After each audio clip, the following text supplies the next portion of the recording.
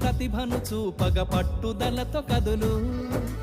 ఏలు పట్టి నడిపించును వేల ఏళ్ళు వర్ధిల్లురా నీ విజయ జ్ఞాపకాలు రాదురా ఏ విజయం నీ కోసం నా కోసం ఎత్తుకోదురా నువ్వు చేసిన కష్టం ఎప్పటికైనా సొంతం కాలంతో పయనించే వాడికి కానిది ఏముంది సాధనతోనే సాధ్యమవ్వునని సదాశయంతో